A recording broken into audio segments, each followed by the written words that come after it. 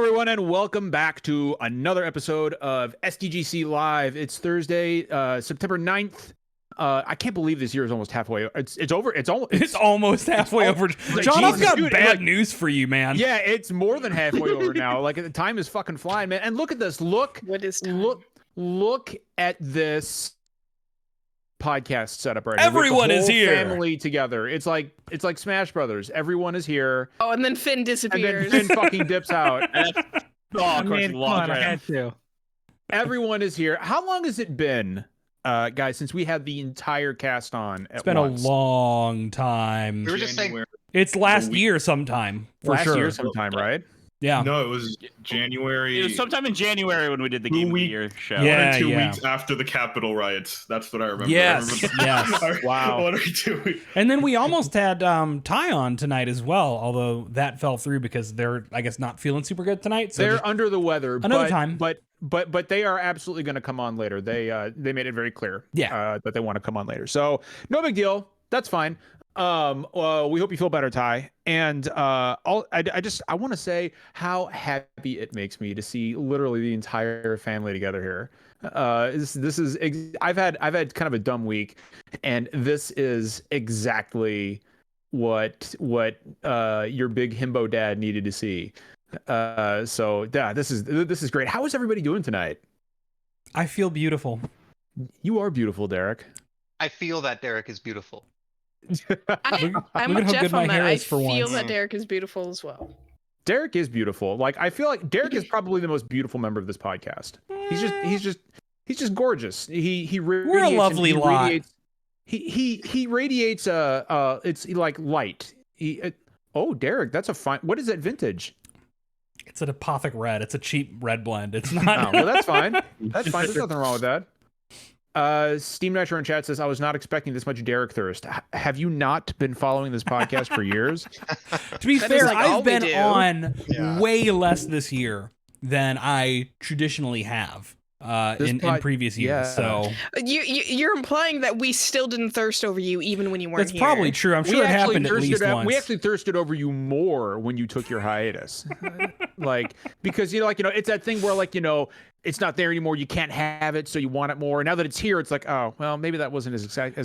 I mean, I remember certain drunk conversations that you had at PAX about missing your wife. I did. That fall along the same lines. So, all right. So we've got a really big episode tonight. Obviously, we got a beefy show. We got a beef. It's meaty as fuck. It's Thor. It's Thor Ragnarok. Thor's Fucking a whole man. oof.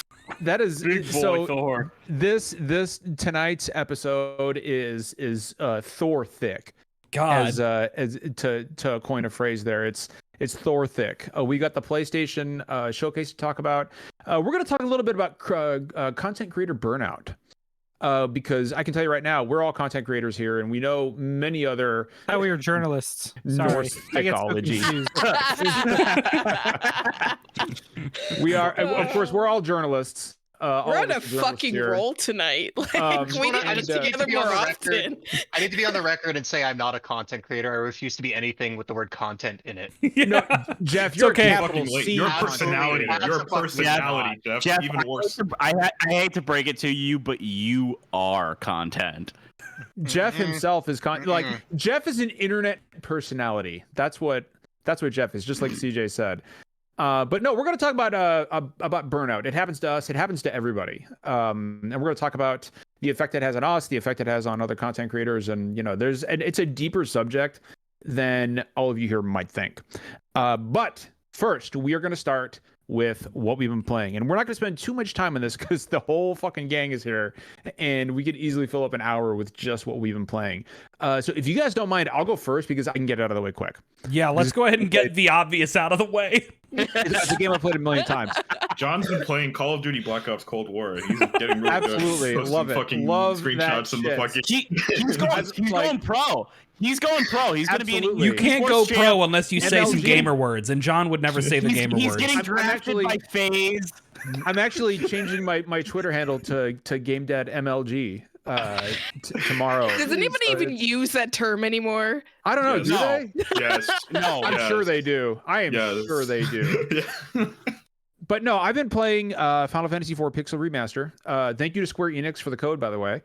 In fact, Derek will be using that code tomorrow to stream. Well, I mean, does it really matter? Because we've bought codes and we were given a code, so like, It does matter. yeah. I mean, Well, that's, you're using- ultimately, we're any content we do that involves FF14 needs to be marked as sponsored by them. But Yeah. thank you to Square Enix for the code. We will be doing review coverage and streams and other fun stuff. So. And Yeah, I'm excited to find out how this game plays out. Yeah, Like, I mean, I I a heard whole you play the fourth Dark Final Knight. Fantasy game. right, Yeah. it's weird. Wow.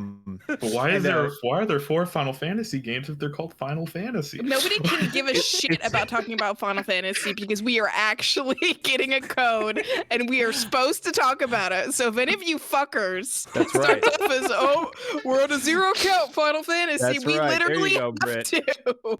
There you go, Britt. It's like my That's worst what I'm nightmare, talking like about. realizing Good. podcast. Good. That's what I I'm hope talking you about. fucking That's what have I'm talking about. unpleasant We're gonna dreams, assign you one of the motherfucker. codes. We're gonna assign one of the codes to CJ one day. Oh, absolutely. And then- It's gonna fucking happen. I was literally just about to ask Derek what time he's streaming tomorrow, but he got up to do his thing. But Derek, what time are you streaming tomorrow? Derek, what time are you streaming tomorrow? I'm gonna aim for 10 a.m. I'll start Eastern time. Okay, perfect. All right, so real quick, obviously Final Fantasy IV is a game I've played, tons of times. But there's just a couple quick things I want to say about the Pixel Remaster. One, it's gorgeous. All the Pixel Remasters are. I will warn you, it does. One of the big questions, and Finn, you and I had talked about this, is whether or not it would reuse the spell assets from 1, 2, and 3. It does. I'll go ahead and get that out of the way. But Final Fantasy IV is where a lot of the skills and individual skills for characters started coming into their own. So there's a lot of new effects as well. So I tended to not really notice it. It is there. The music, God, the fucking music. Final Fantasy IV has one of the best OSTs in the entire franchise. And Derek, I cannot wait for your stream tomorrow. So I can see your reaction when the boss music plays for the first time. I bet it's incredible. FF4 has an amazing soundtrack. So. It really does. Dude, wait till you hear the theme from Mysidia. It's it is just the whole soundtrack. I would literally stop. I would literally stop playing for a while and just listen. And you can listen to everything right off the bat because all the Pixel remasters have the soundtrack right there in the extras. But yeah, I love it so far. It's Final Fantasy IV, so if you've played Final Fantasy IV before, you know exactly what to expect. It does have the updated localization that's very similar in spirit to the Game Boy Advance port. So it doesn't have that stilted. God bless you, Ted Woolsey, I love you, but the GBA translation is just better. And so that's what you're dealing with here. It's just a very, very beautiful version of Final Fantasy IV. Again, they did not fix the fonts, so if you're playing on PC and you want a readable font, I would recommend you mod it. The only knock I can give it is that it's not on console yet. I say yet because it is going. These are all gonna come to console. I just still am a little weirded out by the fact that they didn't launch there, but whatever. It's great. If you love Final Fantasy IV, you'll love this. Who next? Who wants to go next? Who wants to go next? You know what? I'll jump in next because mine's gonna be super quick because I have only played one game this year, basically. Flight Simulator. Yeah. Yes. But I'm not gonna. I attempted to. I've been trying to branch out, and I actually played a little bit of Final Fantasy IV, the DS remake on Steam, and I don't have much to say about it really. I guess I don't know why I'm bringing it up, but it's cool. I think it's the art style takes like a lot of getting used to, but I played it based on the recommendations for a lot of people. It's got some unique elements to it compared to the other versions. That's the interesting thing about a lot of these Final Fantasy re-releases and remasters and remakes and stuff is like, especially when you count like the PSP version. So there's so many, and like it's really hard to find one definitive. Like everyone has something they like about each version, but I like the one that sold me on the DS remake was like autosave. It saves every single time you enter a battle. So like, I don't know, that Final Fantasy X fucking murdered me with its obtuse JRPG, like lack of respect for my time bullshit that I just can't put up with anymore. That was, So that was my first Final Fantasy game, and I'm like, oh, okay, this is what pain means. fuck, man. Like, I'm done with a save point that's like a half hour before a boss with 5 forms or something like that. I don't have time for that shit. So And a 20-minute unskippable cutscene. yeah. So no, it's really charming. I like that there's like quite a bit of voice acting in it actually. You know, it's for purists, I'm sure it's not going to be the first choice, but for anyone who's like kind of casual on the series or like looking for a really accessible entry into it, I think this one's a pretty solid option too if you don't want to go with the pixel remaster. I will say, Jeff, like this version is by far the most difficult version of the game. It is that motherfucker is ultra hard. Wait, 4? Yeah. That's a no for me then, dog.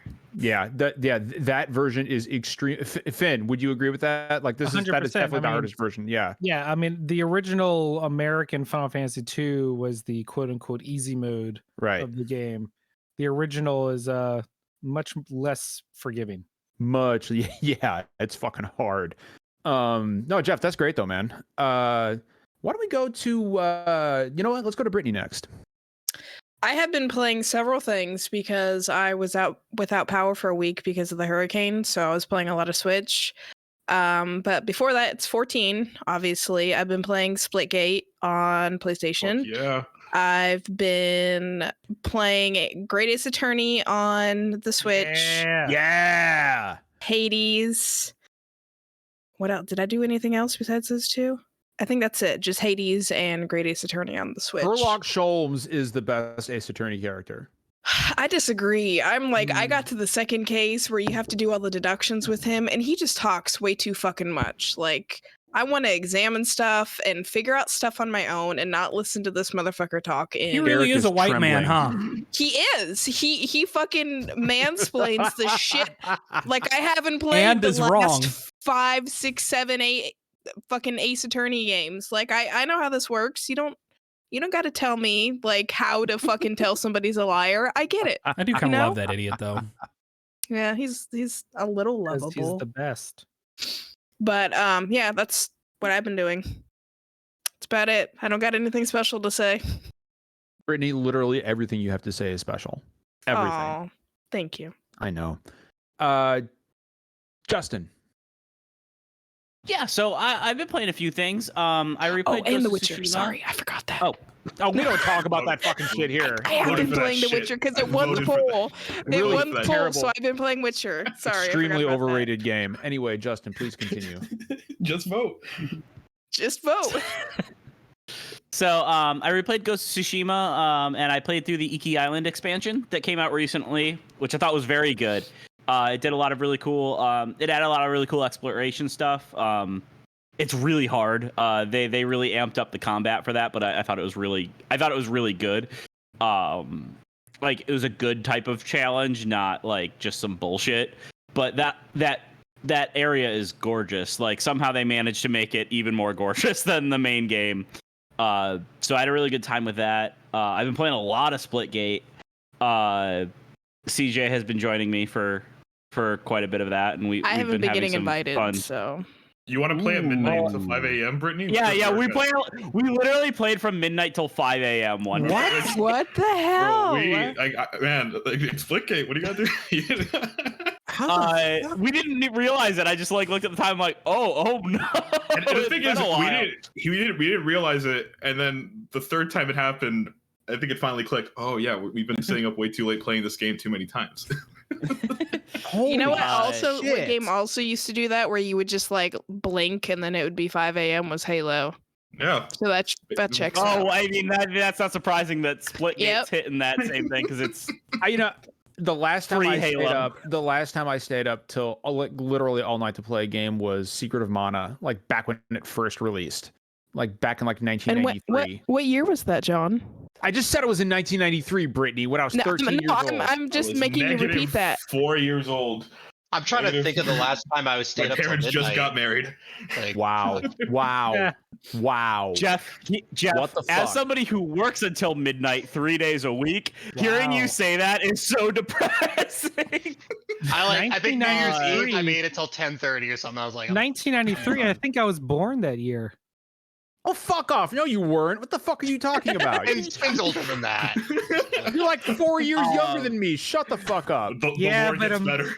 But emotionally, Emotionally, you're like a child. He takes a sip. John, emotionally, you're like a child. What are Yeah. you saying? Bullshit. You have no idea. You have no idea the fucking Yeah, maybe we all shouldn't be on a podcast together. the fucking responsibility that rests on my Are you shoulders kidding on a me? daily This is basis. the best shit ever. Like a child. Like a child. What the fuck? So I've also been playing. Man. This fucking bullshit. This podcast sucks my ass. Hey CJ, how old were you in Final Fantasy? Shut 6 the came fuck out? up, Finn. Final You get Fantasy it. VI came out. When the fuck did that game come out, man? I wasn't born then. Justin, what else have you been playing? Justin, I want to know. Look, Justin, ignore these children. They want to talk about people with the mentality of a child. Look at all these yokels laughing at like a bunch of hyenas. Yeah, While Justin is trying to have serious. Justin John, is trying to have just say serious. yokels. Yeah, fuck yeah, yokel. Fucking a bunch of fucking John, Justin, way I'm sorry. to fucking really, yokels around way here. to really age yourself there. I don't give a yokel. fuck, Finn. Because Finn, here's the thing. I'm going to be the adult and ask Justin to finish talking about what he's been playing. Yes, Justin, Unlike you please do. children over here. Justin, I'm please. sorry. I'm continue. sorry, Justin. I apologize. Please continue, Justin. So I. Okay, John, I will continue. Going, Justin. So I have been replaying Horizon Zero Dawn since it received 60 FPS update for PS5. I'm having an absolute blast with it. It was one of my favorite games of PS4 era. I love Horizon Zero Dawn. I wanted to replay it relatively soon because I want to play it before Forbidden West, but I didn't want to play them like back to back and get burnt out. And so yeah, with this patch, it was a perfect opportunity. Performs great. Still just a really great game. I'm so in love with that world, the sense of scale, the sense of discovery, the tone of it. It's just really hitting really, really well for me right now. Justin, if I could cut in real quick, I think one of my favorite memories from Horizon Zero Dawn was like the first time I played it. When you get to that watch point, like that watchtower, that little outpost at the very top of the snowy mountain, and you're like, man, yeah, this world has been really big. And then you see just how much more world there is. Yeah, like, and then you realize you've only gone through like a third of the map. Yeah, like what the fuck? Yeah. I have a quick question, Justin. Is it Sure. has it been upgraded? Yes. Okay. I wasn't sure. Yeah, so it's one of the like enhanced backwards compatible games, so it's not like a full native PS5 version, but like it runs at 60 FPS at the PS4 Pro settings. Cool. And it's extremely consistent. I haven't noticed a single frame drop in the many hours I have played. No, it's just I'm really, really excited about it, especially because like almost all my big criticisms are things that we have seen that they're like thoroughly addressing with Forbidden West, like in terms of like melee and some of the movement stuff. So I'm just having such a blast replaying that right now.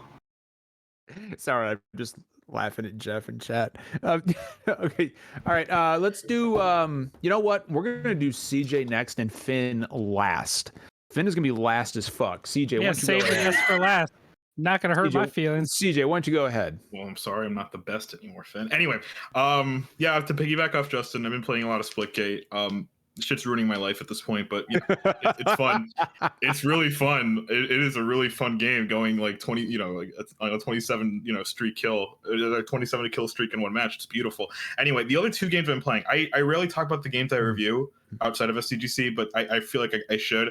I've been playing Life is Strange: True Colors since last week, and I'm absolutely enamored with this game. It is such a good game. It is arguably the greatest game I've played this year. like so far.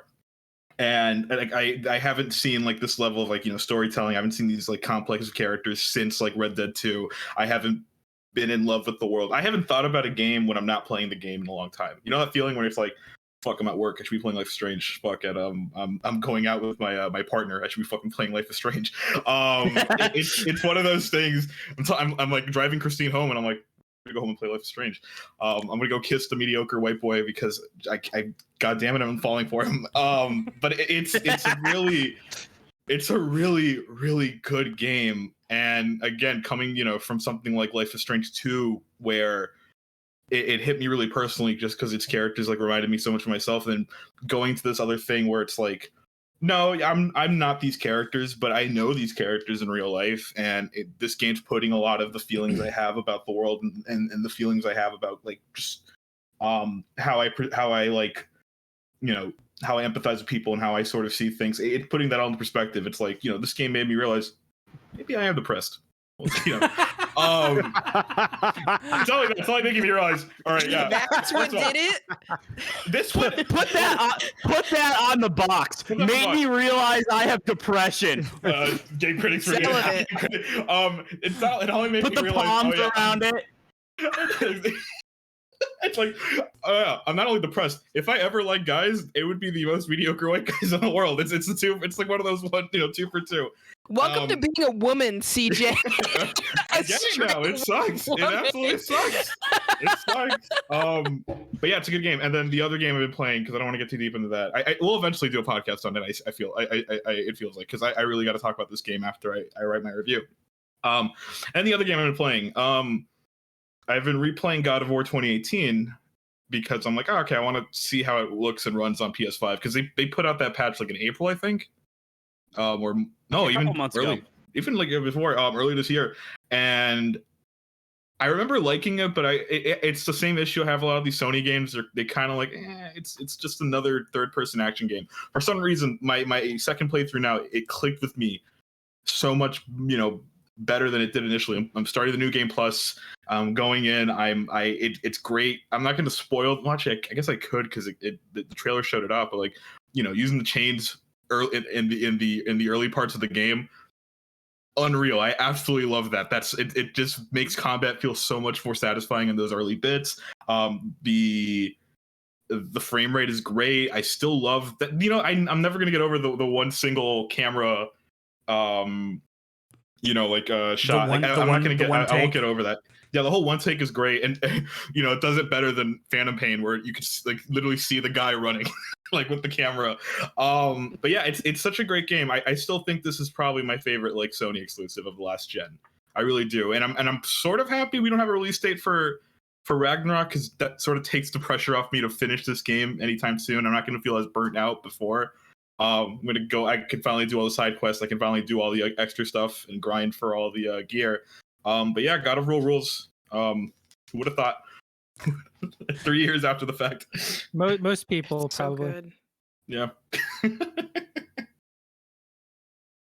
So I want to pass it off to Finn. And Finn, I tweeted about it and you dropped it in the official DM, but this is a really cool little piece of information you should say on the podcast here. So Corey Balrog just posted like. You call him Corey Balrog? I do. I always call him that. Okay. I know it's Barlog, but it's funnier to me to be Balrog. For me, I was like, wait, what? No. So he posted his little video of like the reveal of God of War Ragnarok. If you go on his Twitter right now, you can see it. It's pretty awesome. But what caught my attention is that if you look at on the desk behind him as he's doing this big reveal to the left, you'll see that he still has predominantly displayed his sake that we gave him at E3 years ago as his still award there. Yeah, he still has his Sanasaki next to all of his legitimate Game of the Year awards. And So cool. That's just the coolest damn thing. That is cool. so Do you guys fucking remember awesome. There was an interview with Sam Lake about Control, and he was talking about that like puppet show thing that you can find in the game, and was talking about it. And he mentioned that they they initially were like practicing for it and deciding how they were going to do it using the sake that we had given them at PAX. Which was it's what was so what cool was the whenever we hear what was about the game this. where the developer actually put the SDGC Sake Award on Steam as Ghost Runner. Ghost Runner. Ghost Runner. That was Ghost Runner. Okay, right. They put the palms around it and everything. It was so good. It was but yeah, Corey makes me Barlog's happy. Finn, good eyes, man. Like that Finn. Yeah, Finn dropped it in the chat there, link to Corey Barlog's tweet. But yeah, he's still got his fucking sake that we gave him years ago, sitting like very prominently on his desk. It's like up front. It's crazy. Anyway, It makes me feel so good. Yeah, it's really fucking cool. Anyway, Finn, I know you've been playing Tales of Arise. Talk about I have. So I mean, I'm not going to talk long about it. If you're interested, if Tales of Arise is going to be a good game for you because it comes out tomorrow, we were graciously given a review code by Bandai Namco. Check out our early impressions. I avoid all spoilers, and it only talks about the opening like 15 hours. But if you're wondering if this is going to be a game for you, or if you've never played a Tales game before, give it a listen. See if it helps make up your mind. I'm pro Tales of Arise. Also, just because I know John loves when I talk about it, I also finished my 100%ed Picross S Genesis, the Sega Genesis crossover of the Picross series. I know he's very excited to know about that. I love your deep enthusiasm for Picross. I don't even know. It's all the DS's fault when I just randomly picked up that Picross DS. Why do you game. call it Picross? Because I know it's Picross, but in my mind, before I ever heard anyone else Because say it it's for years, Finn, it was and just Finn Picross. is chaotic. It's by He made me nature. say it Picross. And I went, wait a minute, realize it's what he was absolutely talking about. Picross. And I'll be damned if I change my mind 10 years later. So it's Picross, and all you not Picross, Picross? The people that call it Picross, you know what you sound like to me? People that call them GIFs. No, you're wrong. No, that's not Sorry. comparable. Don't even. That's not comparable at all. You're like 100%. Britta in Community calling them Bagel. bagels. You know what? You know what? You know what? You know what? I don't believe Finn. I don't believe Finn. I believe that he thought it was Picross this whole time, and he's trying to save face. No, That's I what literally believe. did until I heard someone say it correctly, and then I was like, doesn't matter. It's been my headcanon This is for a a long decade. game. Do you It's mean not it's changing? It's not pronounced Anyway. Arkansas? So that's what I've been playing. Tales of Arise. Tales of Arise is dope. I beat Picross, and also Dodgeball Academia. Oh hell yeah! Awesome. Best RPG of the year, baby. Let's go. Oh, so good. Dodgeball Academia. So anyway, I don't know what that means, but it's an RPG. If you like Okay. Pokemon, you'll like Dodgeball Academia. Yeah, you I'm play good. dodgeball instead of battle. It's great, John. Play it. I'm okay. I'm good. Wow, I'll It's the you know, cutest pass on that fucking one. a game that you would like. Like John, Yeah, that John, actually John, sounds like a listen, game you would like. It's a JRPG that I like. That I'm telling you, John. Play this game. If it's a JRPG that you like, that means I probably won't like it. Fuck you, John.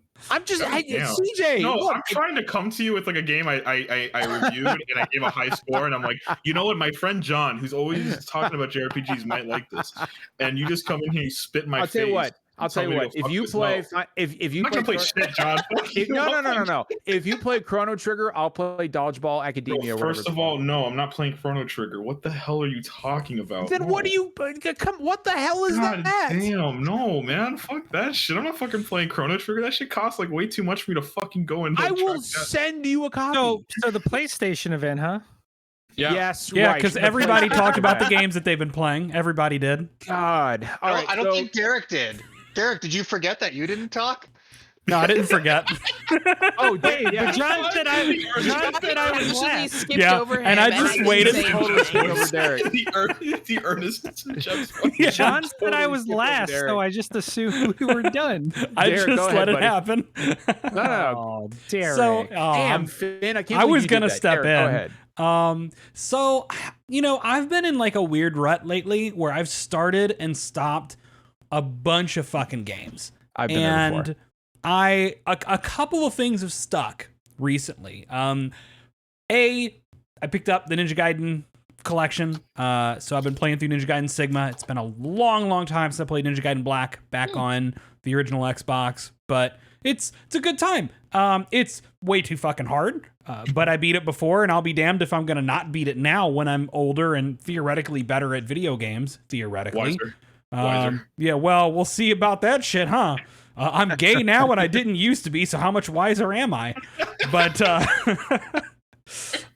what else is there? Like I said, I'm about to start the Final Fantasy IV Pixel Remaster tomorrow. And then kind of something weird I picked up because I've seen a little chatter on Twitter. So I picked up this little indie visual novel called Echo, which is like kind of a sort of weird Southwestern Gothic horror kind of visual novel. It's been a long time since I've played a visual novel because I like them. Like, I need visual novels to be portable. I can't sit at my computer anymore and just, like, it doesn't work for me. So thankfully, this one they had an Android build for it that I was able to grab, so I've been doing it on my tablet at work. Fair warning, for those who want to check it out. It's super, super gay. Most of the cast are queer men.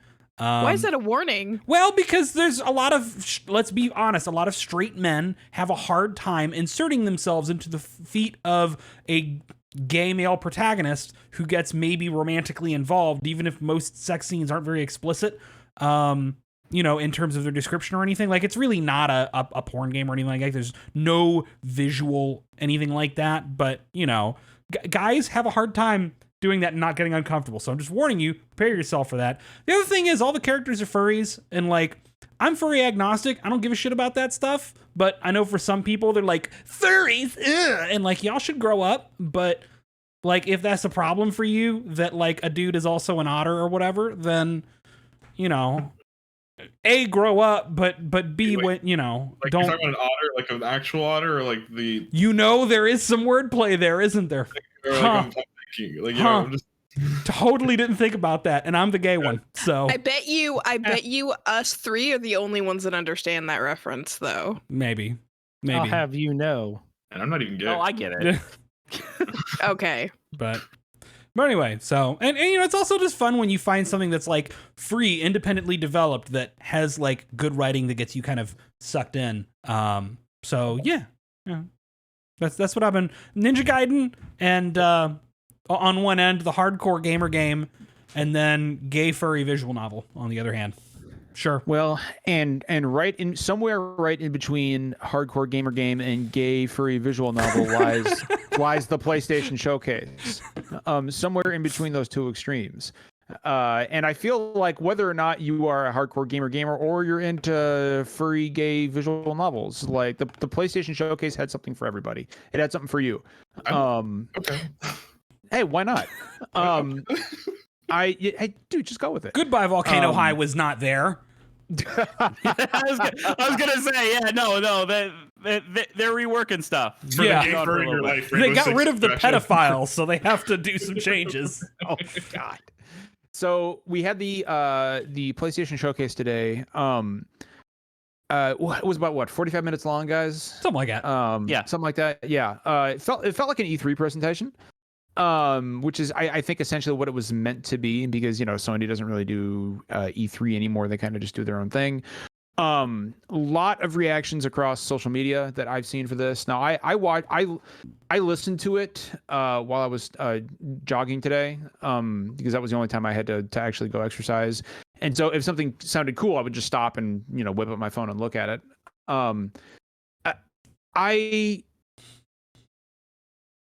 Opinions will vary on this one. I know. I thought it was fine.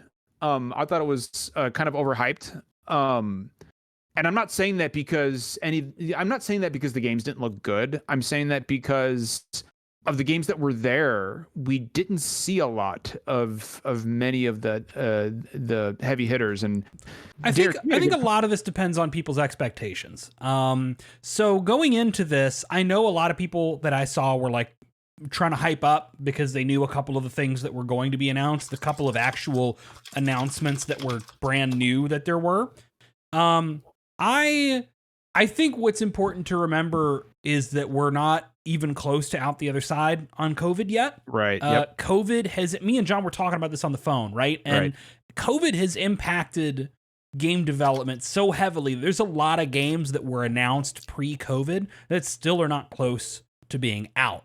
I mean, even Nintendo was saying, like, with Breath of the Wild 2, like, they straight up said they're hoping to make 2022. Yeah. Like, and like, the there thing are is, games that, people I think have come to become accustomed to the idea that, okay, video games are going to take a while to come out, but then they're also expecting the announcements to continue at the pre-existing clip. And the problem is that can't happen because new announcements can't happen if studios are not done with the things they're already working on. Or, you know, like everybody's like, well, where's Bluepoint? Well, Bluepoint just released Demon's Souls like a year ago. And in COVID time, that's like a couple months, you know? So, yeah, less than a year. So, like, you know, there's just not a lot to announce. So my expectations were a little lower, and I was pretty happy with what we got broadly. Well, let's talk about what I also like go ahead, just another thing, just for kind of a general thing, like I think a lot of people were kind of expecting some more gameplay demos, but Sony has been pretty clear that like when they do like this showcase is going to be trailer after trailer after trailer, and then they tend to show off their gameplay trailers. Like, hey, we're having a state of play that's going to be showing off Horizon gameplay like they did a couple months ago. I think that's going to be pretty much their format going forward. I think from now on we should kind of expect, you know, just a bunch of trailers and something like this, unless they explicitly say it's a gameplay like state of play or something. So I think a lot of people haven't kind of caught on to that's how they're going to be doing things. Well, you know, what we should do is talk about the highs and lows for all of us, and we can just like make this a generalized roundtable discussion. And right off the bat, like I obviously the highlight of this entire show was God of War, not just God of War, but Thor. We got to talk about Thor. Thor's a big boy.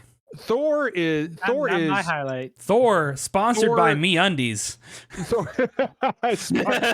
Thor, sponsored by Duluth Trading Company. Hell yeah! Or the peak male physique right there, man. Like Thor is thick. Like that. Thor uses soap for men. He specifically uses soap for men. Thor is the kind of like Thor's the kind. Soap for men. Fucking dude wipes. Dude wipes. Thor uses dude wipes. I do love that the entire internet has decided to be nothing but positive about Thor because he is a bigger boy and is not like traditionally flatteringly He's no Kratos, built. so, right. yeah. So the fact that the entire internet loves this man and loves the way he's built is like good. Well, that's actually, let more bigger boys see like that kind of love. There's a big guy who's clearly the villain of the game because it's God of War. Yeah, it's but like, no, the whole point isn't him. The whole point isn't him being big. He's just Thor. Yeah, and I kind of appreciate that. But we love him. He hems pretty close to the traditional Norse description of Thor. Like, he's actually like one of the more authentic god designs that we've had in God of War. Like you know, I was telling my wife when we the first time we ever saw Thor, you know the Marvel MCU Thor is, you know, you see that guy Volstagg, that's actually looks more like Thor in traditional Norse mythology than anything. It's a true BBM. Yeah, like he's a redhead in Norse mythology. He's a redhead. He's left-handed. And he's like hedonistic. He loves to party. He loves to drink. Like all the Norse gods, kind of. But basically, but yeah. And apparently, our good friend Sissy Jones, by the way, is in God of War Ragnarok. She landed a nice little role in God of War Ragnarok. So congratulations to Sissy. Big career move for her. Big career move for her. But I know that Brittany's got some thoughts on God of War. I do. I have a lot of. Can I show you guys? Like, so I made a tweet Remember earlier. that we have to be careful about getting banned. Continue. No, what are you talking about? No, never mind. No, it's about me. So I was watching the trailer and I was almost in disbelief that it was happening, but like we all knew it was coming soon. And God of War is one of those games that has drawn me in so many ways more than other video games have, and I was surprised by it. Like, I didn't play God of War until after it came out because I just didn't give a fuck. I never played any of its predecessors, anything like that. And then I played it and it just fucking like absorbed me and I became obsessed. Like, I love God of War because I think it has there's just a lot of good themes to it. I've talked about it before because it's like one of my favorite games. But it made me start fucking bawling because I was so fucking happy and excited. And it was like, it was like this moment of like, oh, like video games are good. They make me happy again. Like, I've just been going through this year, and I think a lot of people can relate. Like, I've just been going through this year, and it's just been, trying to find enjoyment where I can, mostly just playing MMOs because nothing really draws me in. And like, when I say I was crying, I was in okay, so I had just gotten out of the shower, so don't judge me, but look, like, that is legit tears right there. I was fucking That's wholesome. bawling because That's I was fucking just wholesome.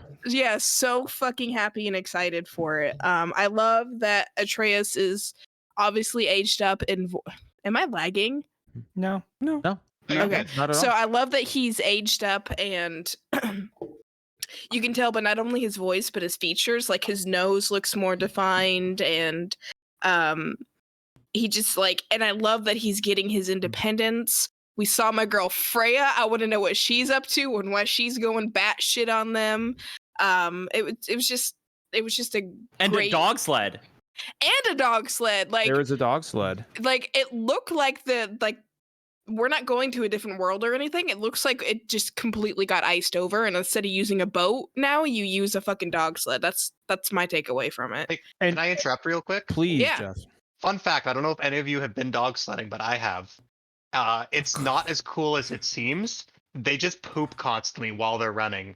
That sounds And- awesome. That sounds great. Hell yeah. It's like I a wish I could conveyor do belt that. of If I could poop get away with that, in dude, front that'd of be you, awesome. and you could smell it even when it's really cold. I It's hope kinda I gross. hope that is accurately recreated in this game. Yeah, I want. I hope Oh, the yeah, dogs it's are just the shit. constantly- Previously Justin unrevealed is features shit of the slung in his PS5 face. controller, smell-o-vision. Yes, yes. I want the Metal Gear Solid 5 horse poop mechanics in this Yep, game. absolutely. I'm sorry that I ruined God of War. Carry on. Absolutely. I So, don't think I can follow that up. so there's actually something that I think that I caught, and I don't know if you guys did, but there was an interview. Did you guys watch the interview that the Santa Monica guys did after the conference? Yes. It sounds like this is going to wrap up the God of War Norse Norse. mythology storyline. Yeah, there will not be a third game after this. Oh, Well, this- there will it- be a third I mean, that God of doesn't War mean- game, but we just Yeah. don't know what that means. He's We gonna fight won't- Jesus. I hope Fingers. I think fuck we'll yeah. go. I think we'll go Take that fucker Egyptian next down. time. As a Catholic, I want I- to see that. Like, Martin Scorsese direct the fucking fight between Kratos and Jesus. I mean, you can already fight Jesus in that God. What is it? That fighting game, Battle of Gods, Yeah. or something like that. You can already So, fight Jesus. I have a question.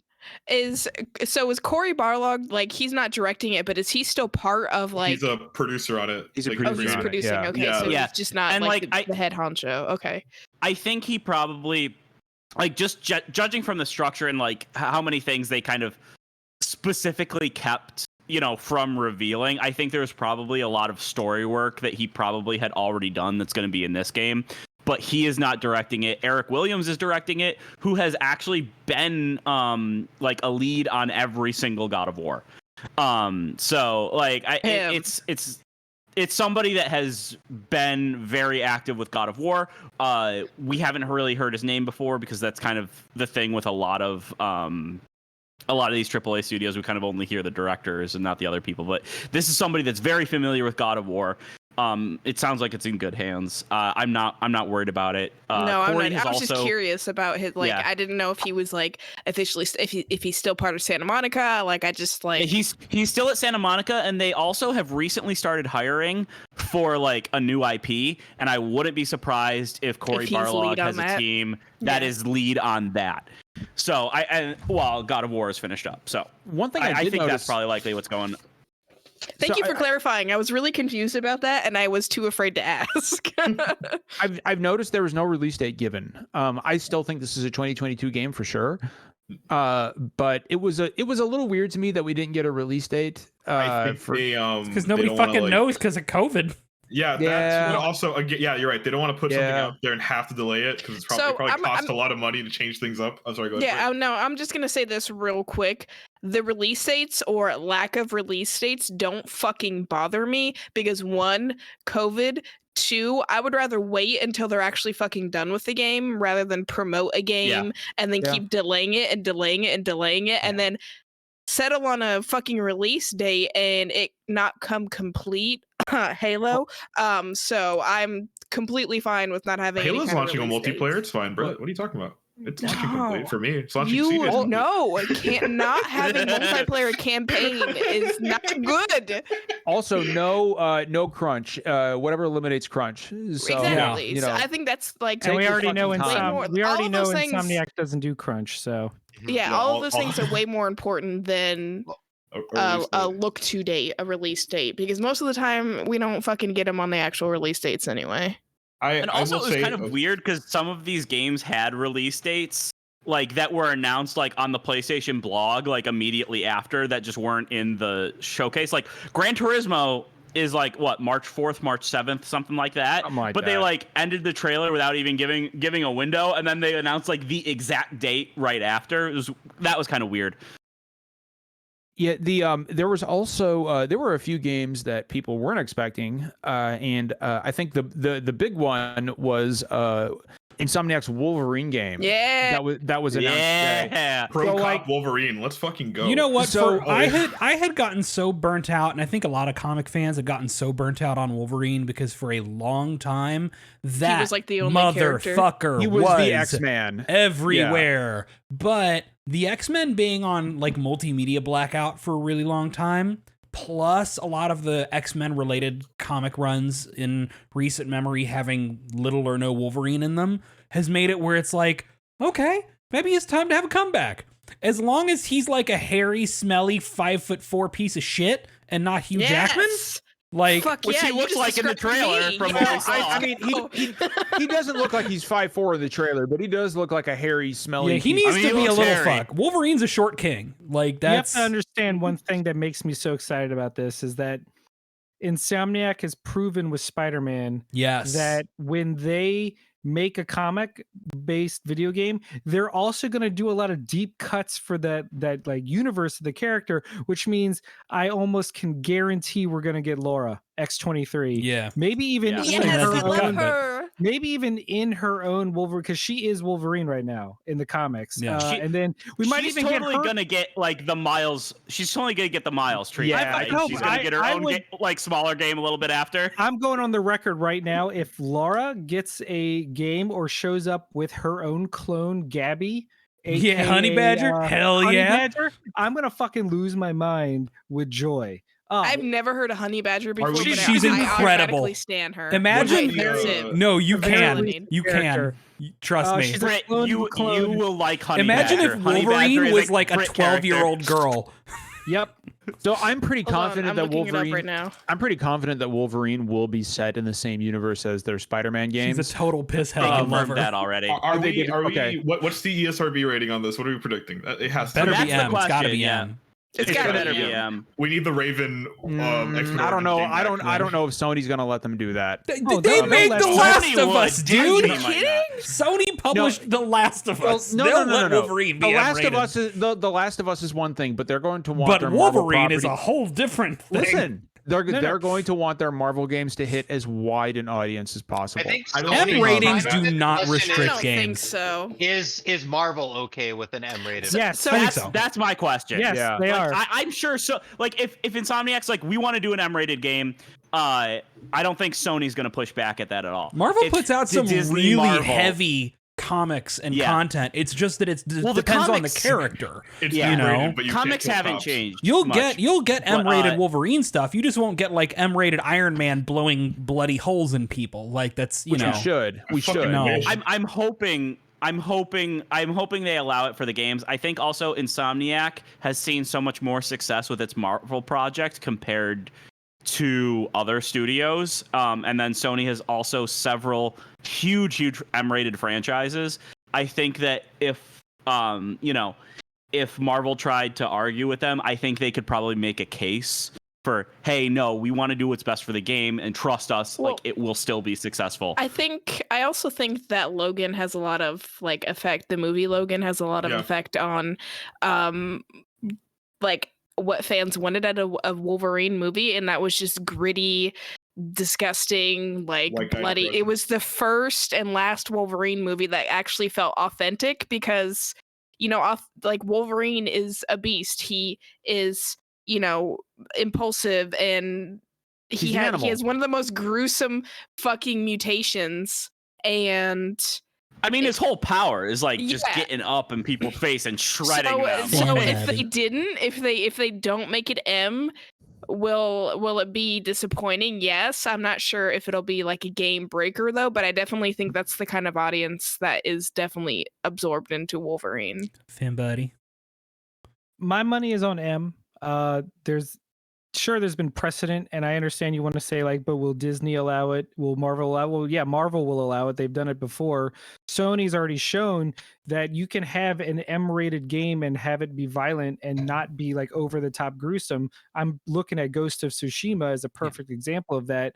Like you can have an M-rated violent Wolverine game, but not have it be like full on dismemberment, like craziness. Oh, but I kind of want that. I mean, yeah, sure, that might be what you want, but I think we might get an M-rated game, but it'll be a soft M. Yeah, that's where I'm thinking. And it's not like God of War. It'll be soft core. It won't be hardcore. Yeah. It'll be soft core. Soft core. All right. Insomniac kind of has already like something coming up to fulfill their we need a wide audience Marvel property anyway, because we're getting Spider-Man 2. So yeah. Can I say something? By the way, I loved how Sony some of you in the DM were like, wow, I can't believe they're not doing Spider-Man 2 when they announced Wolverine, and then immediately it was a Spider-Man 2 trailer. But that's what made that such a huge like surprise, is that you're like, okay, well, I wasn't expecting Wolverine. I guess Spider-Man 2 is going to be a ways out. And they're like, guess again, bitches, we got 2. I have a hope for this Wolverine game. I don't want this set in like a fucking metropolis. I want to play Logan in the fucking Canadian wilderness somewhere. Fucking just, you know, get like fighting Omega Red, getting hunted down by Sabretooth. I want to play as a white guy in flannel so badly. There you go, CJ. That's all I want. That is all I want out of a game. It's about time we got that video game made for somebody, CJ. Yeah. But yeah, no, like I am really hoping for a unique setting for this game. Like let me run around the Canadian wilderness as Logan. That would be so fucking cool. And of course, now that I've said that, we'll get like, you know, Manhattan. I hope we get both. I want an urban environment for him, but also have there be a rural environment for him. We can also every superhero game has to be set in San Francisco or New York. That's the rules. That's the law. So I wanna say one thing that, like, this trailer didn't show much. It just confirmed Miles and Peter, both in the game. Well, hold on, real quick, Justin, real quick, before we move on to Spider-Man, we're talking a lot about Wolverine for what was like a 15-second teaser. Well, I want to make one more point about Wolverine. This like we can all agree this game isn't coming out until 2024, right? Oh, it's this game's a long way away. Spider-Man said 2023 at the end. There was nothing on Wolverine. Wolverine is like 2025 in development. I think just with the case of like these licensed projects, you kind of have to announce them early, otherwise they will leak. And the fact that they were able to announce it on their own terms, I think, is kind of a bigger deal. Yeah. In this case. Quick question. Do you guys think that eventually these universes are going to connect? They've already confirmed that Spider-Man and Wolverine are the same universe. Oh, okay. I imagine it won't be like it'll be interesting. Like, I wonder if important. they're gonna like take the Marvel route and like It's give the everybody like IMU.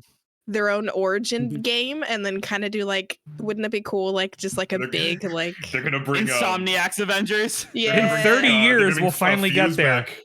They're gonna bring Fuse back, and they're gonna connect it somehow to both games. They're gonna bring back. They're gonna connect Ratchet and Clank in there. Spyro's gonna come back as a PlayStation exclusively. Why are you here? All you've been doing is just been doing shitty fucking comparisons. He's here because he's incredible. Truly, Fuse, the underrated Insomniac game. It's gonna come back in this Marvel. Okay, so I do want to point out before we delve into Spider-Man too much.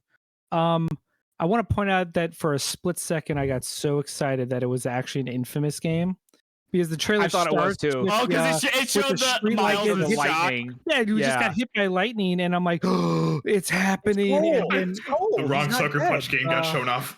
Yeah. God. Yeah, I thought it was so- too for a minute. So it didn't show too much, but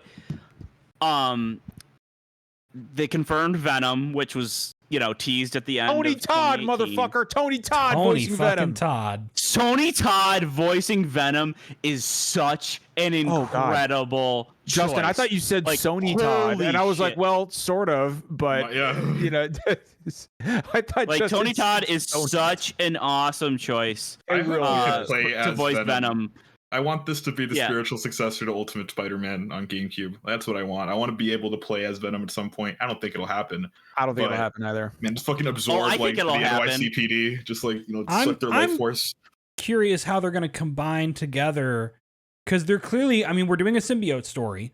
We're doing a Mhm. Craven story because that was that obviously obviously Craven. Craven speaking, right? Right, Yeah, so yeah. we're It was going for a Craven. Craven's Last Hunt kind of approach, which is such a famous Spider-Man story. So you're going to do kind of a Craven's Last Hunt. You're going to bring in the symbiotes, and it's very likely they're going to pull like like a Goblin story, since a lot of Yeah. this is revolving around the Osborns. So Yeah, like that's a lot. Venom isn't. Yeah, Venom isn't. Isn't Eddie Brock? Eddie Brock well, in this we'll universe? see. No, We'll I see. think the ending of Spider-Man made it pretty clear. I think. Let's get. Look, Insomniac. I'm gonna trust what they do no matter what because that first Spider-Man game and Miles Morales both pretty fucking raw. So And then they're gonna replace MJ with Black Cat, and everything will be perfect. yes, because Felicia Hardy is absolutely the best Spider-Man romance. And But MJ sucks in Spider-Man. somehow they'll make those Black Cat stealth missions even worse, even though Black Cat's built for stealth. They're gonna find some way to fuck it up. He's Oh. coming for you, Brett. I also, He sucks. Not only for Brit, I fucking love the first Spider-Man game, but it's like that game had some significant flaws that hurt me Yeah. personally. No, I'm like towards the also- end of the game, it was rough. Yeah. Like I was like, this is so ridiculous. obviously we'll get more villains than just Venom and Craven. And given what a leap over the PS4 the PS5 is, and considering like they've made it clear that this is not a PS4 game. Like this is PS5 only. Yeah. Yeah. I would love to see them tackle some really visually spectacular villains like Mysterio. or Mysterio. Sandman. I want like, a fight where you have to fight Sandman and Hydro Man together, and Hell yeah. you have to beat them by tricking them into hitting each other. Like Like- hugging each like- other. something like Hydro Man or Sandman or Mysterio, something with a lot of visual flair would be so fucking cool. But on the and flip I side, hope they just. I hope they. I want Oh, go ahead, Boomerang. Finn. I want Boomerang. I want Stilt Man. He's so big in the comics. Big now. wheel. I want the spot. Boomerang is Spider-Man's roommate. The spot would be actually really cool. I would dig this spot. Actually, you know what? Give me Kindred, who's been the you know- new villain in the comics what? for You know a year. Finn, I'm gonna give me Moreland. I mean, Okay, he's so in the we're gonna movie name a soon, billion so- Spider-Man villains. Morbius. Can I give Yeah. y'all an unexpected high and an unexpected low of the show for me? Yes. Yeah, go. Sure. Okay, an unexpected high was that lovely looking little indie game that Chia, Yeah. Oh, yes. which looked adorable. I love the kind of mechanics of jumping into the different animals and using them. I love that you can be a crab. I love that later in the trailer they showed that you can pet the crabs. You can pet the crab. I do feel like somebody You can be a on this coconut. team. Yeah, but you can be a crab. Can you be a coconut crab? I mean, maybe. I mean, but look, it just looks lovely, and I every so often just need like a little lovely, wholesome good time, and it looks very fun and very, and it's probably going to be digestible in length, which is always something I need now that I'm 30 and have too much life going on to play 120-hour games anymore. Our unexpected low of the show has got to be, I don't even remember the name of the game anymore. But I referred to it as We Have Near Automata at Home. Project Eve. Oh, I Project like Eve. Project Oh, Eve. dude, I'm so excited That- for it. No, I totally I'm agree with so you. excited. Korean game. I saw Finn and Chad say, "Is this Parasite Eve?" I'm like, "No, it's not Parasite Okay, Eve." well, What you the have fuck to are you understand talking why I about? said that, because they started calling her Eve, and then they literally the next phrase was the enemy is parasiting itself. I was like, It what? looks. I mean, but it looks nothing to do like And it. it didn't matter. Yeah. I'm with CJ. Then It it's was, just a like, brand new "Parasite Eve!" it was a brand new character action game, and I'm here for I it. look. I'm I down am here for for it. character action games. It just. I looked at it and I was like, it went on way too. They Yeah. hadn't got. And I was yeah, like, this very is long. just. It went on way too long. You have the lady keep with her forgetting Guardians sword got and shown. her jumpsuit and the constant ass shots and the little floating robot That's how you partner. know it's gonna be a bomb And I was like, character this is action game. just we have Near Automata at home. It's gonna be like- 5 hours long, and in like 10 years, we're all gonna be like, Project Eve was the greatest game of its generation. Yeah. Yeah. We all shit on it. We'll Too early. we'll see And about that. We'll gonna revisit I'm gonna this. let Derek never live it down. He's gonna Yeah. play it one Well, day. Also, You're shout welcome out to. shout out to fucking Deathloop for having such a big showing when it's coming out like what next fucking week. We did not Like, need another Deathloop trailer. we God damn really it, we didn't. did not. Like- we did not need that. Like So, I get, like, we get it, counterpoint- guys.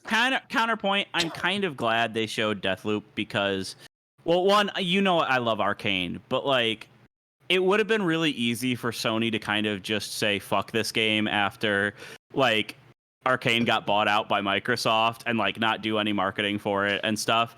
Like to me, it just it like even though it's coming out soon, they've shown it off several times. Like it was good to remind people because it is coming out soon.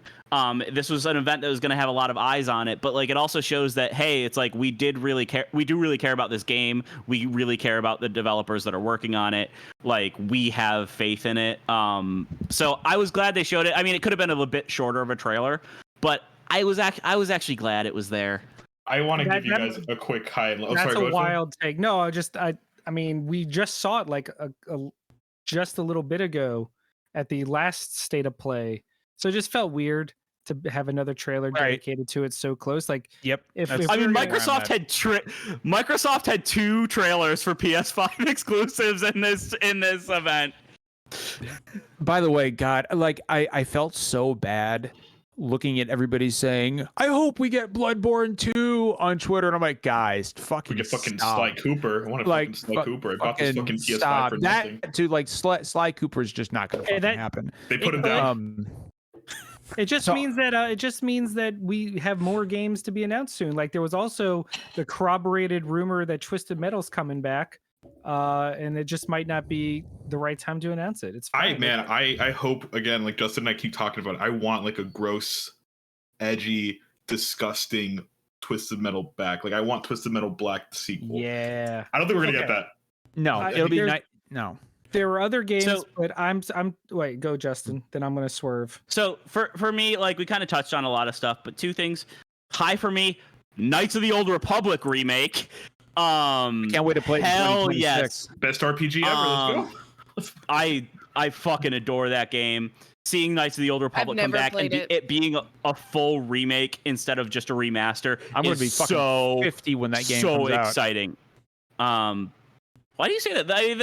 The team that's on it, you know, is pretty familiar with Knights of the Old Republic, and they've been hiring a lot of BioWare people and stuff. Yeah, so. but I mean, I would be surprised. Like, I'm excited about it. I love Knights of the Old Republic, but I would be surprised if that game is anywhere past pre-production. I mean, he flat out said we're not going to have anything to show that's- you at all for a while. Well, that So, studio has I been mean, hiring for a long time, and like they've done like the mobile ports and stuff of Knights of the Old Republic, so they're really familiar with Knights of the Old Republic. They've picked up some pretty big like former BioWare people. I'm really excited about that. Grand Theft Auto 5 in March 2022. You guys Go. excited? Let's fucking go. I'm buying this game for a 3rd time, baby. Let's go. I will point out that of all the games, the KOTOR remake was what Saki herself lost her mind the most on, because she was a huge fan of the original. What so, a dope open to the show. I mean, right?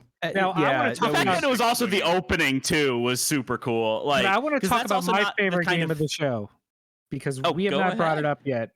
Forspoken. Yes. Thank you. Yes. Forspoken look you. cool. Forspoken look look cool. cool. Forspoken is going to be so freaking dope, and they just announced Gary Whitta is the writer of the. He's one of the writers, right? He's And in the Amy writer. One of Hennig. them. And Amy Hennig And Amy Hennig. is No. in charge Amy of the Hennig voice finally acting. getting- No. Amy Hennig Yeah. finally getting to release a game for Finally. the first time in like a decade. I'm so Yeah. excited. Finally. Oh my. So Forspoken looked absolutely amazing, especially when the gameplay kicked in. You got to see the traversal and how the for lack of a better word, the magic system, the combat system works, and then the fact that it's just one big giant isekai, game, which is See, Britt and I were talking about it in chat. Just the fact that I love that we have this crazy fantasy world and someone that's completely flabbergasted by it all, instead of just rolling up and being like, "Yeah, that makes sense." It's like Let's Last go. Action Hero set in Final Yeah. Fantasy, which is great. Well, Yeah. what's great about it is she specifically states she's from Earth. She gets pulled into this world. She questions it, and as she unlocks her powers and questions everything, it's like you see her excitement, and that's something you never get out of a game, right? Like you play as a hero, and they're automatically badass, and they have these powers, and Isn't this what Final Fantasy Origin is? So here's the thing: as somebody who watches, Except with a much, much different tone. as somebody who watches Right, way too but- much anime, isekai as a genre, this whole genre of person from Earth gets pulled into fantasy world. If I never saw another fucking isekai in my life, it would be too soon. But Forspoken visually I think it looks does it very really well. It visually looks very unique. It's the fact that we have a woman of color as the lead instead of this being another boring white guy power fantasy of being the best character in World of Warcraft or what the fuck ever. I think that while the dialogue, I know John doesn't really like the dialogue. I know Finn does, and I'm of two minds of it. I think it is refreshing compared to, once again, somebody who has to deal with a lot of fucking isekai. I find her to be a lot more relatable, and it feels more like how I would feel in it's that. charming. Yeah, I feel like that's regardless if how you I would like be. Regardless if The you thing like that- the dialogue or not, it's believable and it's charming. Yeah. Is it cheesy? Sure. But John, it's it is charming, literally it's shit you fun. would say if you were in her shoes. I'm just gonna Yeah. go ahead and say that. John can The- suddenly the move thing- things with his mind. He's gonna be like, He's gonna be like, "Holy did you shit, just see this that? is I moved that awesome!" with My, my my mind." thoughts matter. My opinions matter. That's what I would do right there. Yeah. What CJ is saying. But I feel like Forspoken, from what we've seen of it in this trailer, it's giving me big Dragon's Dogma vibes. And the way I mean that is that it seems like it's punching way above its weight class in terms of the scale that it's going for. And I don't think it's going to hit that as well as it wants to, but it's still going to end up being excellent due to a bunch of unintended charm and other factors. I get the feeling where it's going to end up landing. Would you say it The tone forspoke of to it- you? Shut the fuck up, CJ. Thank you. I know I would. Thank you. So All right, the thing that just kind of get got me back- about We're all on our bullshit tonight. the thing that really got me about the Forspoken trailer and kind of why it was just the fact that it was the more lighthearted tone. Again, I've been a huge fan of She didn't yell Amy chaos Hennig's work, once. and I think it's been a tragedy that Amy Hennig hasn't been able to release a game in so long. I like the writing work of Gary Whitta. I like the writing team now that we know who they are. But the thing is, whenever they showed Forspoken before, it was literally just tech demos of her just doing the traversal, which I always thought looked Running cool. around, But yeah. I got the feeling that it was going to be this overly self-serious, filled with fantasy jargon and stuff. And then we watched the trailer, and it was way more lighthearted, goofier, sillier than I expected, and it caught I me honestly really think off that's why guard. it And I turned really, people off. well, that's actually why I really enjoyed it, because I'm like, oh, this game is actually there's a spark of something else in this game than what I expected, and I really enjoyed that aspect of it. There's also just something about I don't know, and this is a totally personal thing, but getting to see more of this character, what she's as she first gets introduced into this world, and before you have overly customized and thrown the magic bullshit armor and artifacts and shit on her, and it's a dark-skinned girl in a plaid flannel shirt who's totally normal, who seems like somebody I went to school with. She looks and acts like my actual IRL niece. Like, it's hard not to be like, this is fun. Yeah. You know, I don't know. Like Unlike Final Fantasy Origins guy, what the fuck? Yeah. Jack is here to kill chaos. Bro, blasting fucking Limp Bizkit in the fucking background. Limp Bizkit. Smashing some Like- Fago. Yeah. Jack's gonna roll Hey, in. bro, we got the new Korn album. Fucking Jack's just gonna stand Grabbed up it there off like LimeWire. you know Standalone is gonna be featured in Final Fantasy Origin at some Oh point. man, Blood Brothers by Papa Roach is gonna be in that soundtrack. You're gonna hear some fucking Seven Dust. The Nickelback in version Final of Saturday Night's All Right Oh, for I Fighting. can't wait for Hell yeah. Trap to come back. Brad is gonna show up in Yes. Final Fantasy Origin for sure. Oh hell yeah! For Proof that conservatives can make good art. Dead Strong by Trev.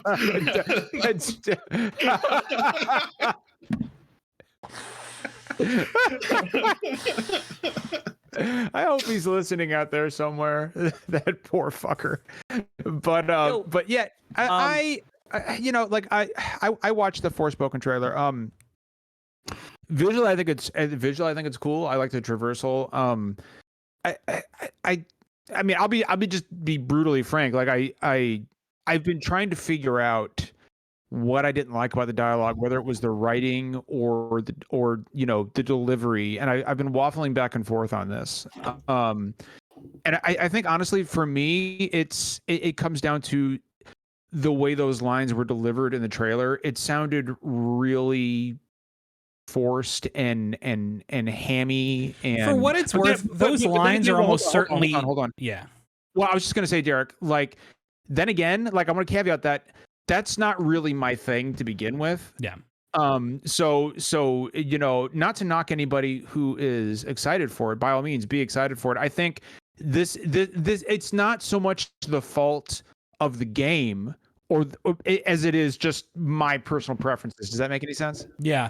I also think that those lines are presented go ahead, Derek. outside of Context. a context because they're clearly not happening as you're zipping over. Yeah. Those are in a cutscene or those are in the middle of a conversation, and they took those dialogue lines and they cut them over gameplay sequences. And I think that having those lines be within a different context will probably make them hit a little different. So, Jeff, I would sorry. agree. Like it was very clearly just sorry, Jeff, go. No, I was just gonna say, I was basically gonna say what Derek said. I think they have a short trailer and they're trying to sell you on a character and give you an idea of who they are, and you know, kind of their personality, and try to condense that into something that's only 2 or 3 minutes long. And it reminded me a lot, I think, of the original Horizon Zero Dawn reveal, where Aloy was very talkative chatty and like during constantly combat. talking. And it's been a while since I played the game. I don't feel like the final product was quite like that. I think it was the same thing they were trying to No, do. she didn't do any of that. Like there was maybe like a little bit of it. She does talk a bit, but not nearly to the extent. Yeah, of but those I think trailers. it's the same thing where they're trying to they just have a quick slice and they're trying to sell you on the character and tell you who she is. I think, you know, if it felt a bit overwhelming and a little like a little bit much, I think the final product will probably be toned down a bit in that regard. Yeah. When do we? If it was there, I missed it, so forgive me. But was there a Spring. release date or a release window? Spring of 2022. Yep. Okay. Is this a PlayStation exclusive? Yes. No, PC as well. It's Well, It's- console no. exclusive. PS5, PC. Yeah. So this is Yeah. this does not have a PS4 version. No. Interesting. Okay. No, this was designed by Square to showcase next gen alongside Final Fantasy 16. Interesting. That was another game Like that wasn't there today. The speed at which you're moving in this game, like, seems like clearly tuned for Right. SSD speed streaming. Like, if you looked at Insomniac say they had to slow down Spider-Man because like the hard drive couldn't load fast enough. So, Forspoken, and also performance was rough in this trailer. That was kind of a thing I noticed in a lot of the trailers. But, you know, there's time, COVID, whatever. But yeah, like this is PS5 PC right now. A few things I think that weren't there that people were either expecting or hoping to see there. One of the big ones was Final Fantasy 16, but I think that was probably I was actually thinking it might, just because since we know it's not going to be a TGS and it was initially announced at a Sony event, not a Square event, I thought it might make an appearance there, but I wasn't like, I wasn't married to that idea or anything. And as it turned out, it wasn't there. Another one, people kept talking about Blue Point. Derek, you and I had a conversation about this on the phone earlier, too but soon. yeah, like it's way too soon unless they were just like teasing it as they were announcing, like, you know, going into production or whatever. Yeah.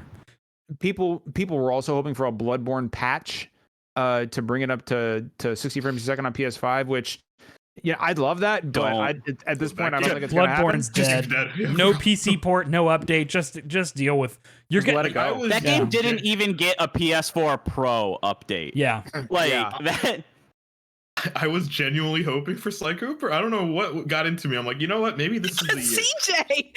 Maybe this is the year. That's so. Man, I was so sad. That's not crazy because Insomniac has announced multiple games at once. So even though they just released Ghost of Tsushima Director's Cut, doesn't mean that Sucker Punch couldn't have announced another game. I don't get it. Like Sony is like, they have all this power in this console. They can't render a fucking raccoon in 4K. Can't fucking do that. No. Fucking guys, we also. I would be remiss. I mean, we got to talk about the elephant in the room. The biggest game missing was Abandoned. It was gone. Like everybody was expecting this big showcase for Blue Box's Stop Abandoned. talking about them. I They don't remember when you deserve the explained it to me that one episode, and I'm like, it was like blown away. Like, what the hell? Like, did you guys see that was that? the last episode we were on together. That was it. Did you guys see that it got delayed again? Like, oh, we got the game itself has been abandoned. 2022 now. Never fucking coming out. Oh. Hey, Jeff, is there anything that you wanted to mention from this trailer, from the showcase? No, I mean, I'm still dead inside, still waiting for that game to speak to me. So same dude. We'll see. I will say Spidey gave me like a little bit of a spark. I'm kind of interested to see how that turns out. But I don't know, like all of it is so far away, and it's just like it's not really the fault of Sony, but like I'm not big on these like short teasers. Me neither. Knights of the Republic, Jason Schreier kind of outed that like a year or two ago. So it's like the announcement was cool, but like we already knew it existed, and like there wasn't without anything else to go on. It's just kind of I don't know. A lot of stuff just fell a bit flat for me. I think. Are you looking forward to Gran Turismo? Yeah. Yes and no. Like I'm a little bitter because I really think Gran Turismo Sport was a very solid foundation, and they put a shit ton of post-release. Like it's still getting updates. And I'm really sick. I think it's the gamers that are to blame, but I'm sick. The gamers are always to blame. I'm sick of companies like basically deciding they always need to throw away 2 or 3 years worth of work and start new over and over again. People make fun of games as a service and stuff like that, but there's a lot of value in reusing assets, reusing maps. You don't need to prove anything to me. A good game's a good game. And I don't need you to start from scratch every 4 years just to sell me a new product. Like I'm fine with paying incrementally for whether it's tracks or maps or whatever. And so, especially racing games, I feel like are the perfect candidate for this. I don't want another Gran Turismo every 4 years. I just want you to give me one, and I don't want to lose my entire car collection. I don't want to lose all my records. I don't want to lose my ranking in the online league. I just want to continue that and get the new stuff. So it's kind of frustrating to me that they didn't. I think we'll see more of that going on and on. I know it sounds like that's what Microsoft's doing with Halo Infinite. They've already said that they're doing that with Forza, the next Forza. Not Forza Horizon, but the next Forza Motorsport. You know what? And I hope Gran Turismo. I hope Gran Turismo follows suit because it takes Polyphony so long to release a game. Well, that doing it more as a service would be sweet. What Jeff was saying, like Jeff, what sucks is that like what you were just describing was essentially what Drive Club was trying to do. Yeah. That's what that game was supposed to do. And I feel like it did it well, and it just nobody bought it. And that was like my first platinum. That's like to me that's the best racing game of last gen, and I will get like an insane amount of shit for that. But I know plenty of people who would agree with you. Justin brought up Halo Infinite. I just want to say I fucking love. I don't know. I'm a little worried about that campaign we haven't seen much of, but I love the idea of what Halo Infinite's doing. Where there it's is no need. There is no need to be concerned. And the campaigns are just going to be you're going to be able to buy a campaign, and then you can buy additional campaigns within kind of the same overall platform. Like I don't need a new box every 4. I'm just so sorry. I'm just so frustrated with this stuff. Like I think And I think a lot of like I the like games hearing Jeff's frustrations. Like I like it too. Thank you, I- Brett. It's Yes, I have a cathartic. lot Yeah. of them. I like it. We can go on for another 2 hours here, but The No, I like, think we should do a show just dedicated to Jeff's woes. What pisses Jeff Oh. off? Jeff off. so much, so much last year. Super no, Deluxe like, Jeff cast. I think a lot of it is just a lot of people are rightfully turned off because I think a lot of games use these models and they're abusive or predatory and stuff like that, right? So I don't blame people being like a little aversive to games as a service, but yeah, I don't know where I was going with that. Gran Turismo 7 looked cool. I think I will love Knights of the Old Republic. I played about 8 hours of it on the Xbox backwards compatibility when I got my Series S. And yeah, that's like a phenomenal game, and it's really cool that a lot of people are going to experience that for the first time because yeah, the original one is pretty dated by now. So Yeah, I've never played it, so that's exciting. Right. Can I talk about one thing that made me really happy? Always. I'm gonna because nobody's answering. Okay, so it was like the first four games I think were all fucking female led, and I was like, yes, Yeah. like they started out with God, what was it? I don't even remember. Kotar? Oh, it was that Eden Prime game, whatever that is. Yeah. Eden Prime. No, Project that's Mass Eden. Effect. Project Eden. Project Thank you. Eden. And then they had and I kind of want to talk about this a little bit. They had Borderlands, Tiny Tina, the game. How are we feeling about that, guys? I'm are feeling we like still- Randy couldn't care Pitchford's less. still a piece of shit. That's what Yeah, I'm feeling. so, I like, could not care love less. Tiny Tina, and the Tiny Tina DLC in Borderlands 2 was my absolute favorite. So this game definitely intrigues me, but I'm also like, Randy Pitchford's a piece of shit. I- Randy can Pitchford sucks in my ass. Can I- notes, I wrote notes for the show. I wrote eh, Oh, for please that share. Borderland. For that. No, I wrote just the word eh when the Borderlands stuff. Can came I up. say? I'm like, okay. Can I say? Do y'all know the famous stories about how because Puff Daddy couldn't dance in his music video, he always had all of the women dancing around him to make it look like he was dancing well too. I've never heard of this, but go okay, on. so Please. this Borderlands trailer with Baby Metal. I saw all these people talking about like, yes, Baby Metal was the perfect pick for this Borderlands trailer. And I'm sitting here thinking like, you have put this fast-paced, kind of silly and fun song in this Borderlands trailer and put it over this slow, floaty, uninteresting garbage with this driving drum beat and everything. This And I'm song like, was the you only can't. thing that made me. So I was watching in the shower with my phone and I had it on, and that the song was the only thing that like drew me away Yeah. from like what I Yeah, was doing. I'm like, oh, Absolutely. okay, like but You're the- 2 for 2, Jeff.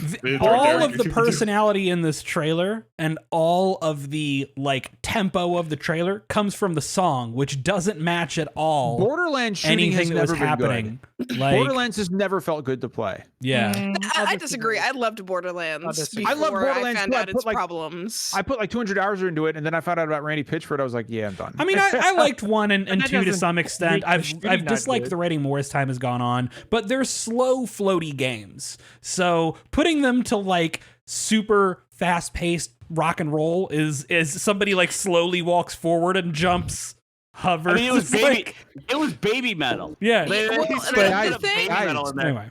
The thing that like makes me like want to play it is because I've always enjoyed Borderlands game, but it's clear that they are capitalizing on the fact that D&D is so popular right now. Yeah. And that Right. is why they are making a entire game. All the kids based love off of Critical it. Role right now, right?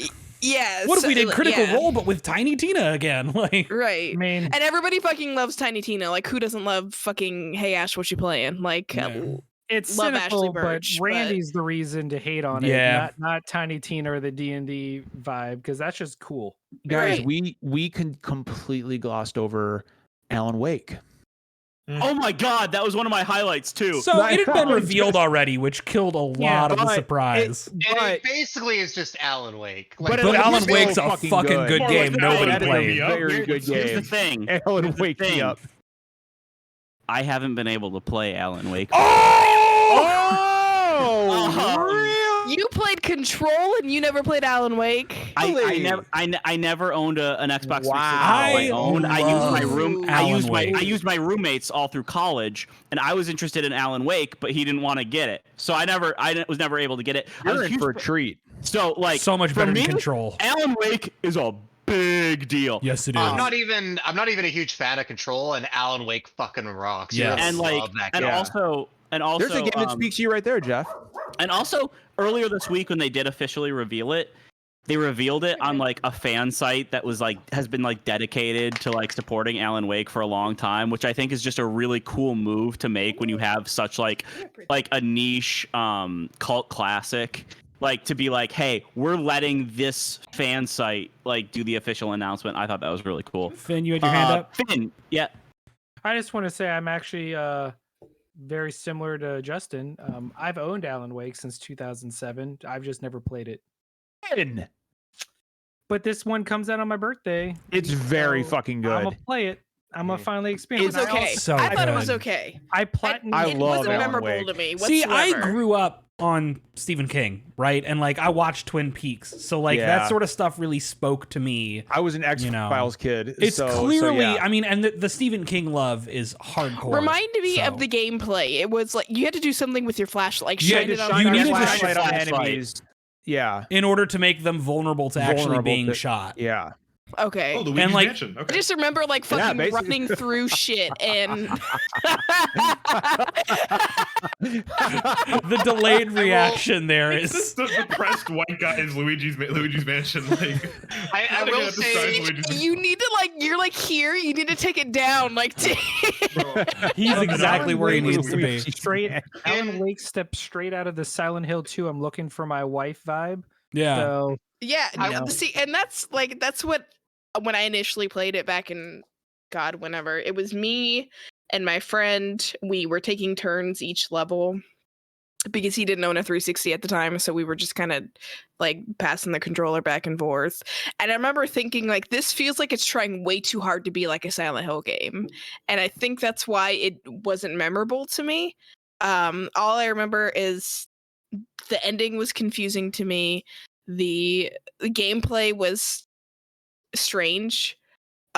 So like anything at like I thought it was cool that Control referenced Alan Wake because I was like, oh, I understood that reference, but Yeah. like you know, At I'm the- just not a at huge the fan of risk the game itself. of being attacked, I'm just gonna back up Rit a bit. I love Alan Wake, but my general opinion on Remedy games post Max Payne is like I don't love the gameplay. I think they're stronger in atmosphere and, that's and mood, that's fair. and tone, and ideas versus like I don't love them mechanically. So I can Control definitely was see... garbage to play, but Yeah, it's a yeah. super cool I game. loved Control's gameplay. I'm like, I thought It was amazing to play. It is talking about? amazing to look Justin. at and experience, but it was not Yeah. fun to play. No, I couple love sorry. playing Control. But Shut No, up. I agree, I think Justin. Alan Wake will like hinge on whether you're into like the narrative and the way they deliver the story, and kind of the vibes of this town and the mystery and stuff like that. Right, Alan- it's the problem solving and the clues and like all the stuff that you pick up that you have to like go into your journal Yeah. to read. I mean, that's what makes the game. It's not necessarily the gameplay, and I feel like that's a lot of Remedy's games. Like Control's kind of the same way. I was excited for Alan Wake, like when it was initially announced, like just for PC, like a long time ago. That game took a long time to come out, and like I was a fan of Remedy from Max Payne 1 and 2. Because I adore those games, and I never got the chance to play it. So like, it's really exciting for me that like one, that Remedy got the rights back, and it was cool that they were able to tie it into Control and everything. But like, I'm really excited to actually play this game for the first time. So like that's what I'm looking to, and it's out soon. It's out in less than a month. Which that's really cool. Yeah. What's the release date again? I totally missed it. October 5th. October 5th. Ooh, that'd be a good like So- spooky game to play. Yeah. I do want to right say before we my don't really need soul to led. we don't really need to talk about it because it was previously announced and stuff, but I just want to talk about Rainbow Six CJ Extraction because I It's not just want- funny every time you say it. Please. It Yeah, is it gets funny. worse every time in my you say it. head. Stop. It's always Please funny. stop. Rainbow Six Siege. Every time I love it. Never gonna stop. Anyway, that's all I had to say. Yeah, it was really funny. It was really funny. I went, I logged onto my PS5 after this event, and they had like all these huge announcements. And the one that I got the full screen banner ad when I logged into my PS5 was for Rainbow Six Extraction. We are as we're bumping up against our end time here, but No, this was fun. I wanted to say something to Jeff real quick. Jeff, you say that you've been waiting for a game to speak to you. Jeff, you need Super Monkey Ball, my friend, and You know You can what? play as the fucking consoles now. We're I gonna just saw play that. so much I fucking. just- What? Look, check Discord. I just saw this. Holy shit! You can play as the fucking consoles at the game. That's Oh my God! You incredible. can put a not real. Dreamcast in the ball. You That's can put a incredible. Dreamcast in the ball. 2021. I am not sorry, Halo That's Infinite. weird. Charlotte Like, must not know about that because I haven't heard her scream from across the city of my Louisville God. yet. I'm gonna play as a fucking like. Oh I'm gonna my play as the God. Sega Okay, this- Dreamcast. I'll play as a look Game at- Gear. Everybody Play as stop Saturn. and look at Jeff's baby. Look at that cat. That's Look at that baby. That's one fucking good kitty right there. That is one tolerant cat right there. That cat's like, I will allow you to Luna do is this. adorable. If anybody had So to, pissed off right now, you have no idea. yeah, she's like, let me continue fucking lurking. Like Jeff, I'm you not need- here to. Jeff, your heart needs Super Monkey Ball. That's what you need right now. That's the I'm gonna game. give it a shot. Jeff, That's like, the CJ game. loves it. That's good enough for me. Jeff, honestly, Aw. I think Super Monkey Ball is the type of game you would really enjoy. I love. Jeff, I it's love basically- fucking Monkey Ball. It's my Pro Skater 1 and 2 for 2021. God damn! What are you doing to me? Like that. giving no, you like- hope. Like remember when Pro Skater 1 and 2 dropped and that was like the end of the world, but like that's it. I It's not- remember. I remember. Okay, this is this is it for me. This is the game Okay. that it's the reason why I am here. All right, it is Damn. both like the biggest detriment to my life and the biggest cause of everything good that's happened to me. Like it is the. End I of am the gonna world. play as a fucking Sega Dreamcast, and it's gonna be God. so good. It's gonna be so fucking good. We'll some quick do outs here. Extra Life coming up fast. It's gonna be It's Derek, still like 2 months away. it's coming up fast, dude. But yeah, it is Like, coming up fast. We were talking like- about it like what 2 months ago. And now Yeah, it feels like it's just and- like right around the corner. It's gonna be Derek, Justin, Brittany, and myself. Right here at my house, we are going to be playing. As we've got a couple things going on. The main Well, the main we're gonna attraction do is some be- kind of. we're going to be playing Overcooked. Ignore John and anything he says after this point. We are going to be playing Overcooked. No, we're We're not. going to be making Actually, we're burgers gonna and be playing sushis Overcooked together and 3. pizzas. No, we're not. Overcooked 3. No. What we are going to be doing is for our 24-hour. We're gonna do a 24-hour Pokemon Nuzlocke. Emerald Nuzlocke with I've with never actually played Emerald, so this will be fun. yeah. So Neither have I. we're using a ROM hack of Emerald that puts in a lot of the mechanics and balancing of the newer games. So it'll feel like Emerald, but like a little modernized. But yeah, so we're gonna do that, but like a Nuzlocke, kind of like a hardcore survival run with the Yeah. 4 of us cycling in and out of the various seats. So expect awful things to happen as somebody be goes terrible. off. It's like John And- keeps joking, he's gonna take a nap and come back, and I'm going to have lost our He's most going to have left important me nothing person. but poison types. Yeah, for sure. So it's gonna be a great time, and we'll find a couple fun things to play like the day before in a pre-stream. Yeah, we're or gonna do something. a few fun little pre-streams. like Overcooked. So Brittany, here's the thing: if we do Overcooked, then that also means that we have to play a 4-player Super Monkey Ball. Yes. Why do you say that like it's a bad Sounds thing? great. Like Yeah. that sounds like an awesome evening. Yeah. Like that, and we also might even do a little like Jackbox, get the community involved. Ooh, that'd be Derek and I had a great fucking time playing Jackbox on the couch with the community in 2019. Was it 19, Derek? God, it feels like so long ago now. Yeah, it was 2019. 'cause it was Yeah, right when we before the were over pandemic. there last. Yeah. Yeah. Wow, it's been so great to have the whole team together for a night. Not the whole team, It's but not the whole team. There's like half of us are gonna be. No, I'm talking about Yeah, tonight. he's tonight. oh yeah. Oh, I okay. said literally said tonight. Context clues, guys. Come on. I apologize. I don't Come know on, what context Justin. is. I was out of line. It's a big word. Come on, Justin has been drinking too much of that fucking Coke Zero tonight. That's Yo, the problem. I'm all Like, fucked up on Coke Zero. Is That it the new Coke recipe- Zero? The new Coke Zero. That shit does hit kind of hard. Justin, Context and your Justin- lack of context clues. What? Were you able to get the Flamin' Hot Cheetos Mountain Dew? I was not. It sold out immediately. When the liquored up Mountain Dew comes out, I'm gonna the site- get up on the podcast. The site.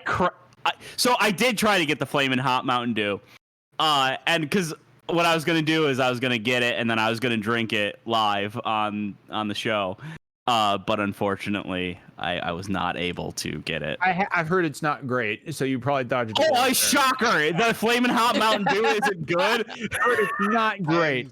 The nectar of the gods.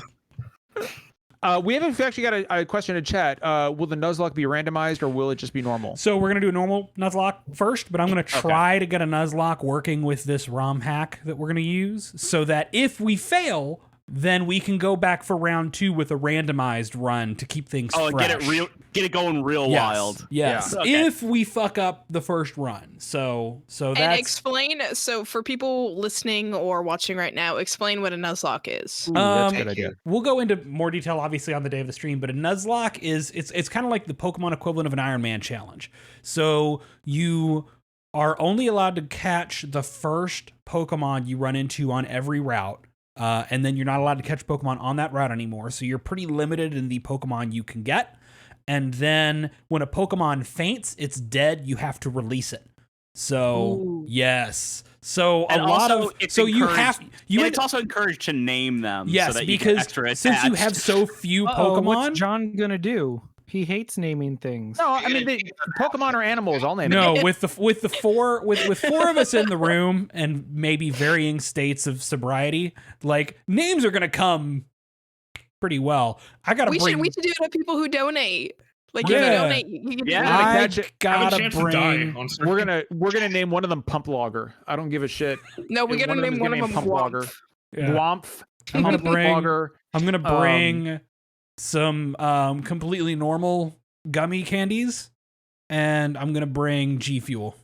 Like, let's rock this There's the gonna fuck be out, so yeah. much fucking G Fuel. dude. There's gonna be so much G Fuel. Hey man, it's a lot more convenient than coffee when you're running this. I'm just saying. So All right, we will end it here. But remember, hey, check out Finn's early impressions of Tales of Arise up on all the major podcast services right now. CJ and I were part of that as well. Tomorrow, Derek is going to be streaming 10 Final a.m. Fantasy Eastern, IV Final Fantasy IV Remaster. Pixel Remaster. Yes. Yep, I'm really excited about watching that stream. And we've got some more. Finn, we got to do Dual Daddies again. So Yes, let's record sir. some Dual Daddies on Sunday. Sounds good to me. All right, let's do it. And that's all I got. And if nobody has anything else, thank you everybody so much for tuning in tonight. We greatly appreciate it. We'd love seeing a nice busy chat. And as always, kindness costs nothing. Take care of each other. We'll see you later. Bye.